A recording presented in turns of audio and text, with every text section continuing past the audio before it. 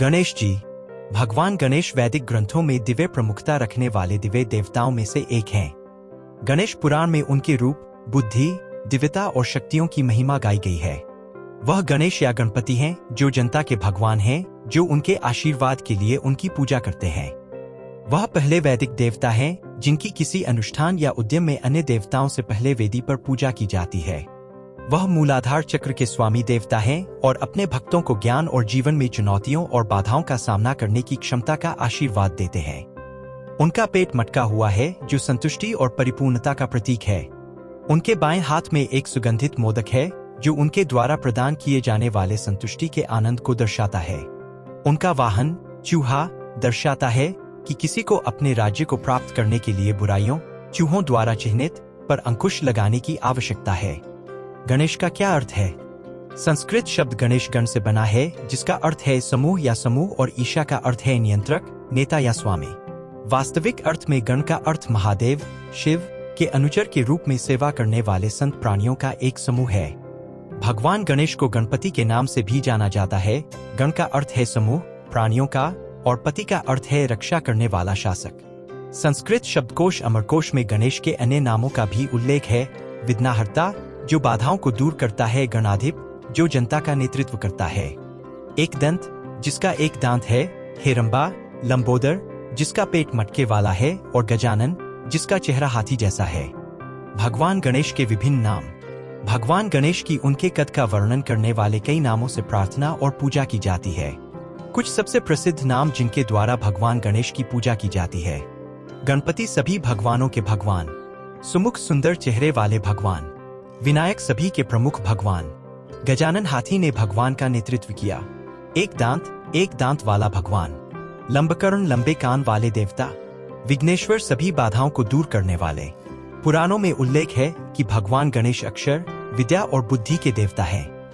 संस्कृत में बुद्धि शब्द एक स्त्रीवाचक संज्ञा है जिसका अनुवाद विभिन्न प्रकार से बुद्धिमत्ता या बुद्धि के रूप में किया जाता है। गणेश पुराण और गणेश सहस्रनाम, गणेश के हजारों नाम में उनके एक नाम का उल्लेख बुद्धिप्रिय के रूप में किया गया है जो बुद्धि का शौकीन है। गणेश जी का जन्म कैसे हुआ? भगवान गणेश भगवान शिव और देवी पार्वती के सबसे बड़े पुत्र और भगवान कार्तिकेय के भाई हैं। वह शक्ति, बुद्धि और समृद्धि के सर्वोच्च भगवान हैं। वह सभी देवताओं में सबसे बुद्धिमान है और किसी भी लेखन सत्र के दौरान उन्हें सीखने के संरक्षक के रूप में भी बुलाया जाता है। कला से प्यार है और वह खुद एक विशेषज्ञ संगीतकार है। सर्वशक्तिमान का सही रूप में वर्णन करने वाले प्रमुख ग्रंथ गणेश पुराण, मुद्गला है। पुराण और गणपति अथर्वशीर्ष। एक बार देवी पार्वती ने शिव के सबसे करीबी सहयोगियों और सेवकों में से एक नंदी महाराज को गुफा के बाहर खड़े रहने के लिए कहा जब वह अंदर स्नान कर रही थीं। हालांकि जब शिव ने अंदर जाना चाहा तो नंदी नरम पड़ गए। उन्हें देखकर पार्वती डर गईं, खुद को ढक लिया और शर्मिंदा महसूस किया। यह जानते हुए कि नंदी कभी भी शिव की अवज्ञा नहीं कर सकते, वह चाहती थीं कि उनकी रक्षा के लिए और उनके प्रति वफादार रहने के लिए कोई और हो। उसने गुप्त रूप से अपने प्रति एक योग मायाजाल बनाया ताकि कोई उसे देख न सके या महसूस न कर सके और हल्दी पाउडर से एक युवा लड़के को जन्म दिया जिसे उसने अपने शरीर पर लगाया था। हल्दी के लेप में उसकी त्वचा पर गंदगी के अंश जमा हो गए थे। उसने अपनी चेतना ऊर्जा के एक तत्व को पेस्ट में डाला और लड़का उसमें से बाहर आ गया। उसने उससे कहा कि जब वह स्नान कर रही हो तो वह उसकी रक्षा करे। अगले दिन लड़के ने नंदी से झगड़ा किया जिन्होंने उसे जाने के लिए कहा। नंदी के पराजित होने के बाद भूतों, शिव के भक्तों की एक सेना ने उन पर हमला किया। एक युद्ध छिड़ गया।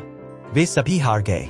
अंततः भगवान शिव आए और उस लड़के से झगड़ा किया जो किसी को भी अंदर न आने देने पर अड़ा हुआ था।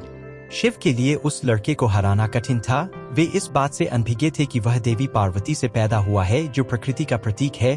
क्रोधित शिव के पास कोई नहीं था। उनके पास अपने ब्रह्मांडीय त्रिशूल को बाहर निकालने और लड़के का सिर काटने के अलावा कोई विकल्प नहीं था। जब पार्वती को यह पता चला तो उनका पूरा शरीर क्रोध से कांप उठा। उसने घोषणा की कि सारी रचनाएं नष्ट हो जाएंगी। यह सुनकर भगवान ब्रह्मा ने उन्हें शांत किया और श्राप देने से रोका। उसने घोषणा की, यदि मेरे लड़के को जीवित नहीं किया गया तो सब कुछ समाप्त हो जाएगा, और यदि उसे फिर से जीवित किया जाए तो सबसे पहले उसकी पूजा की जानी चाहिए। सच्चाई का पता चलने पर शिव को अपने शक्तिशाली त्रिशूल से लड़के को मारने पर पश्चाताप हुआ।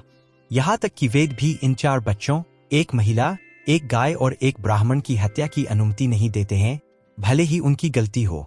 बाद में शिव ने ब्रह्मा से पृथ्वी पर उतरते समय उत्तर की ओर जाने और जिस जानवर को वह सबसे पहले देखते हैं उसका सिर लाने को कहा। पहला जानवर हाथी था जिसकी बलि गणेश जी के लिए दी गई थी। सिर लाकर गणेश को दे दिया गया। इस तरह गणेश को हाथी का सिर मिला और उन्हें गजानन भी कहा गया। भगवान शिव की एक शक्ति है किसी वस्तु को उसकी संवैधानिक स्थिति में परिवर्तित करना। गणेश प्रकृति के शरीर पर जमा हुई गंदगी से बने थे जो भौतिक प्रकृति का प्रतिनिधित्व करती है। वह लड़का मन की गंदगी या भ्रम से बना था और उसने शिव को पार्वती से मिलने से रोक दिया था। एक तरह से इसने आत्मा को मन से मिलने से रोक दिया। जब शिव ने सिर काट दिया और उसकी जगह हाथी का सिर रख दिया जिसका अर्थ है स्मृति, तब यह एहसास हुआ कि मन ने आत्मा से मिलने के लिए जन्म लिया है। तो गणेश इस शुभ अनुभूति का प्रतिनिधित्व करते हैं। बुद्धि, स्मृति, धैर्य, विनम्रता और दिव्यता का प्रतीक हैं। इन्हीं गुणों के प्रतीक रूप में उनकी पूजा सबसे पहले की जाती है, या जिस व्यक्ति में ये गुण होते हैं वह तीनों लोकों में सबसे पहले सम्मानित होता है। क्या दर्शाता है? भगवान गणेश की शारीरिक विशेषताएं भारत की आध्यात्मिक कलाओं के आवश्यक पहलू रही हैं। समय के साथ साथ भगवान गणेश के चित्रात्मक प्रस्तुतिकरण में विविधता आई है। खड़ा है वह अपने माता पिता शिव और पार्वती आदि के बीच में बैठकर राक्षसों पर हमला कर रहा था। भगवान गणेश के पास एक हाथी का सिर और एक गोल मांसल पेट है। वह अपने निचले दाहिने हाथ में अपना टूटा हुआ दांत, एक ऊपरी भुजा में एक कुल्हाड़ी या एक अंकुश और दूसरे ऊपरी भुजा में एक पाशा फंदा रखता है। उनके लोकप्रिय रूपों में से एक हेरंबागमती के 5 हाथी के सिर हैं। मुद्गल पुराण में भगवान गणेश को एक दंत कहा गया है। एका का अर्थ है एक और दंता का अर्थ है दांत या दांत, एक दांत वाला भगवान, जबकि दूसरा टूटा हुआ। इसमें गणेश के 2 अलग अलग अवतारों का भी उल्लेख है, लंबोदर और महारोरा, क्रमशः पोटपेली और ग्रेट बेली। ब्रह्मांड पुराण के अनुसार गणेश को लंबोदर के नाम से जाना जाता है क्योंकि भूत, वर्तमान और भविष्य के सभी ब्रह्मांड उनमें निवास करते हैं। गणेश पुराण के अनुसार गणेश जी के गले में वासुकी नाग है। सर्प को यज्ञोपवीत के रूप में भी जाना जाता है। यह एक पवित्र धागा है जिसे बेल्ट के रूप में पेट के चारों ओर लपेटा जाता है, जिसे उनके दिव्य हाथ में रखा जाता है, उनके टखनों के चारों ओर लपेटा जाता है या कभी कभी सिंहासन के रूप में उपयोग किया जाता है। गणेश पुराण एक वैदिक ग्रंथ जो उनकी महिमा करता है, उनके माथे पर दिव्य तिलक और अर्धचंद्र के बारे में बात करता है, इसलिए उन्हें माथे पर भालचंद्र चंद्रमा कहा जाता है। भगवान गणेश का शारीरिक रंग लाल है, लेकिन श्री तत्वनिधि में गणेश के ध्यान से जुड़े विशिष्ट रंगों का उल्लेख है। उदाहरण के लिए सफेद रंग को हेरंबागणपति और रीना मोचना गणपति के रूप में दर्शाया गया है, जबकि एकदंत को नीला रंग माना जाता है। गणेश जी एकदंत कैसे बने? पुराणों में भगवान गणेश के अपना एक दांत खोने के बारे में विभिन्न वैदिक आख्यान हैं। एक बार परशुराम भगवान शिव से मिलने के लिए हिमालय पर्वत कैलाश गए, जो गहरी नींद में सो रहे थे। भगवान गणेश ने सुनिश्चित किया कि कोई भी भगवान शिव को परेशान न करे।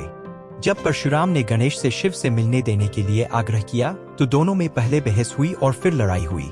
गणेश ने उसे अपनी सूंड से पकड़ लिया और जमीन पर दे मारा। बदले में परशुराम ने गणेश पर अपना फरसा कुल्हाड़ी फेंका। गणेश ने तुरंत पहचान लिया कि यह उनके पिता का हथियार है जो भगवान शिव द्वारा परशुराम को दिया गया था, और इसलिए उन्होंने इसे अपने एक दांत पर पूरी विनम्रता के साथ प्राप्त किया। परिणामस्वरूप दांत टूटकर अलग हो गया। एक अन्य कहानी में उल्लेख किया गया है कि ऋषि व्यास के लेखन के तहत महान महाकाव्य महाभारत लिखते समय गणेश को इस विशाल कार्य को करने के लिए किसी भी सामान्य कलम की अपर्याप्तता का एहसास हुआ, इसलिए उन्होंने अपना एक दांत तोड़ दिया और उसे कलम के रूप में इस्तेमाल किया। एक कहानी में उल्लेख है कि राक्षस राजा रावण ने भगवान गणेश के साथ झगड़ा किया और जबरन उनका एक दांत निकाल लिया। इससे उसने अपनी खूबसूरत रानी के लिए हाथी दांत की बालियां बनाईं। अष्टविनायक मंदिर संस्कृत शब्द अष्ट का अर्थ 8 होता है और विनायक भगवान गणेश का दूसरा नाम है। अष्टविनायक का अर्थ है 8 गणेश। गणेश एकता, सफलता और सीखने के साथ साथ बाधाओं को दूर करने का प्रतीक है। अष्टविनायक मंदिर भारत के महाराष्ट्र राज्य में 8 स्थानों पर स्थित गणेश के 8 मंदिरों को संदर्भित करता है। मोरेश्वर मंदिर, सिद्धिविनायक मंदिर, बल्लालेश्वर मंदिर, वरदाविनायक मंदिर, चिंतामणि मंदिर, गिरिजात्मज मंदिर, विघ्नहर मंदिर, महागणपति मंदिर। अष्टविनायक यात्रा पुणे जिले के आसपास स्थित 8 प्राचीन पवित्र मंदिरों को कवर करती है। उनमें से प्रत्येक की अपनी किंवदंती और ऐतिहासिक महत्व है। शारीरिक विशेषताओं की दृष्टि से सभी मूर्तियां एक दूसरे से भिन्न हैं। गणेश जी की प्रत्येक मूर्ति और उनकी सूंड का स्वरूप अन्य से अलग है। भगवान गणेश के भक्तों, विशेष रूप से राज्यों के स्थानीय निवासियों का मानना है कि सभी 8 मंदिरों में साल में एक बार अवश्य जाना चाहिए, क्योंकि अष्टविनायक का आशीर्वाद उपासकों की सभी आध्यात्मिक और भौतिक इच्छाओं को पूरा करता है। गणेश जी का वाहन क्या है? मत्स्य पुराण, ब्रह्मानंद पुराण, मुद्गल पुराण और गणेश पुराण पुष्टि करते हैं कि गणेश अपने दिव्य वाहन के रूप में चूहे का उपयोग करते हैं। गणेश सहस्रनाम, गणेश के हजारों नाम में गणेश का एक नाम मुस्कवाहन है, जो मूषक पर आरूढ़ है। हालांकि गणेश के अन्य अवतार अन्य वाहनों का उपयोग करते हैं। उदाहरण के लिए वक्रतुंड अवतार में सिंह उनका वाहन है, विकट अवतार में मोर उनका वाहन है, विघ्नराज अवतार में दिव्य नागशेष उनका वाहन है। वह एक ऐसे चूहे के ऊपर सवार है जो संरचना में एक डरपोक टिनीविनी है, जो अंधेरे की आड़ में लूटता या चोरी करता है और खतरे का मामूली संकेत मिलते ही भाग जाता है। मूषिका नाम संस्कृत शब्द मूष से लिया गया है, जिसका अर्थ है चोरी करना। एक चूहा अंधेरे में आराम से बाहर आएगा और जो कुछ भी उसके सामने आएगा उसे चुराएगा और काटेगा और खा जाएगा। यह वासना, लालच और अज्ञानी मन का प्रतीक है। मानव मन चूहे के समान है, मन अस्थिर और स्वार्थी है। एक चूहा उस कायरता और घबराहट का भी प्रतिनिधित्व करता है जो किसी भी नए उद्यम की शुरुआत में हम पर हावी हो जाती है। जब कोई जहाज डूब रहा होता है तो सबसे पहले चूहे भाग जाते हैं। साथ ही चूहे भी तेजी से बढ़ते हैं। हमारे विचार भय से भर जाते हैं। चूहे पर बैठे गणेश जी भागदौड़, गुनाभाग, घबराहट, लालच, वासना और चोरी की प्रवृत्ति जैसे सभी को दर्शाते हैं। जब मनुष्य गणेश की शक्ति को जागृत करता है तो उसे वश में कर लिया जाता है। गणेश अपने पैरों पर खड़े होने और अपने जीवन की जिम्मेदारी लेने और रिद्धि और सिद्धि के माध्यम से बाधाओं का सामना करने का प्रतिनिधित्व करते हैं। भगवान गणेश हमें बिना किसी बाधा के हमारी पहल की ओर ले जाते हैं। गणेश जी के बारे में रोचक तथ्य। भगवान गणेश वैदिक ग्रंथों में दिव्य प्रमुखता रखने वाले दिव्य देवताओं में से एक हैं। गणेश पुराण में उनके रूप, बुद्धि, दिव्यता और शक्तियों की महिमा गाई गई है। वह गणेश या गणपति हैं जो जनता के स्वामी हैं, जो उनके आशीर्वाद के लिए उनकी पूजा करते हैं। संस्कृत शब्दकोश अमरकोश में गणेश के अन्य नामों का भी उल्लेख है। विघ्नहर्ता, बाधाओं को दूर करने वाले। गणाधिप, वह जो जनता का नेतृत्व करता हो। एक दंत, जिसका एक दांत हो। हेरंबा, लंबोदर, जिसका पेट मटमैला हो। गजानन, जिनका मुख हाथी जैसा है। पुराणों में उल्लेख है कि भगवान गणेश अक्षर, विद्या और बुद्धि के देवता हैं। संस्कृत में बुद्धि शब्द एक स्त्रीवाचक संज्ञा है, जिसका अनुवाद विभिन्न प्रकार से बुद्धिमत्ता, बुद्धिमत्ता या बुद्धिमत्ता के रूप में किया जाता है। गणेश पुराण और गणेश सहस्रनाम, गणेश के हजारों नाम में एक नाम का उल्लेख बुद्धिप्रिय के रूप में किया गया है, जो बुद्धि का शौकीन है। बुद्धि, इंद्रिय या बुद्धि एक स्त्री शब्द है जिसका अर्थ है कि भगवान गणेश बुद्धि के पति, प्रिया या प्रेमी है। कुंडलिनी योग सूत्र में भगवान गणेश को आपके जीवन की नींव या स्थिरता से जुड़े मूल चक्र, मूलाधार चक्र के शासक के रूप में वर्णित किया गया है। इसके अलावा गणपति अथर्वशीर्ष में यह दिया गया है कि भगवान गणेश लगातार रीढ़ की हड्डी के आधार पर त्रिक जाल, मूलाधार चक्र में निवास करते हैं। वह प्रत्येक प्राणी के मूलाधार में स्थायी रूप से निवास करता है। वह अन्य सभी चक्रों का मार्गदर्शन करता है, जिससे उन शक्तियों का नेतृत्व होता है जो जीवन के पहिए को आगे बढ़ाती हैं।